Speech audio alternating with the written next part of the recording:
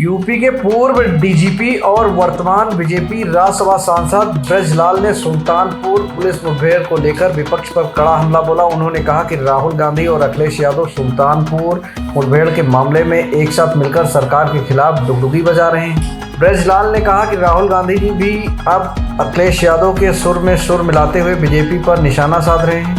दोनों नेता इस मुद्दे को तूल देकर जनता को गुमराह कर रहे हैं। उन्होंने विपक्ष पर आरोप लगाते हुए कहा कि वे बीजेपी शासित राज्यों में संवैधानिक मूल्यों के उल्लंघन का झूठा प्रचार कर रहे हैं। उन्होंने इस बात पर भी जोर दिया कि सुल्तानपुर में हुई पुलिस मुठभेड़ कानूनी प्रक्रिया के तहत की गई है और कानून व्यवस्था को बनाए रखने के लिए ऐसे कदम जरूरी हैं। सांसद ब्रजलाल के इस बयान के बाद से राज्य की राजनीति सरगर्मियां बढ़ गई हैं। Prime time news Lucknow.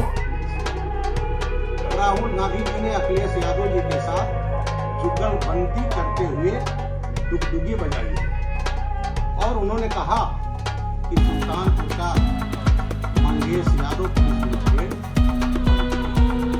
उन्होंने नीचे स्टेट पे कहा है संविधान की धाराएं उड़ाई जा रही है और साथ ही साथ कहा है कि वहां उल्लाह राहुल जी आपसे बहुत बात किस्तों में बात करनी है।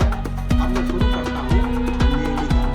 1983 में चुनाव होने थे आसाम में, आपकी दादी प्राइम मिनिस्टर, उन्होंने 40 लाख जो बांग्लादेशी मुसलमान नौगांव में फंस गए थे उनको वोटिंग राइट दिया, जिसका पूरे आसाम के लोग विरोध कर रहे थे। वो अप्रवासी मुसलमान वहाँ के आदिवासियों की, दलितों की जमीनों पर कब्जा कर रहे थे, उनके गायों को चुरा करके उसको काट देते थे और 13 फरवरी 1983 को वहाँ बिहारी गांव पर हमला किया। वहाँ तिवा जनजाति रहते हैं, उन तिवा जनजातियों के 5 परिवारों का अपहरण कर लिया था वो जो अप्रवासी बांग्लादेशी मुसलमान थे और उनकी 2 बेटियों का बलात्कार किया।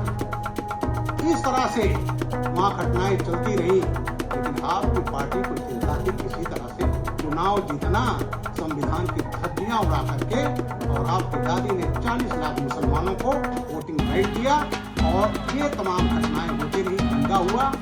और जनाब वहाँ अधिकारी आंकड़े जो मेली के हैं 2001 के 91 लोग मारे गए आधिकारिक रूप से, अनाधिकारिक रूप से वहाँ लगभग 10,000 से अधिक लोग मारे गए।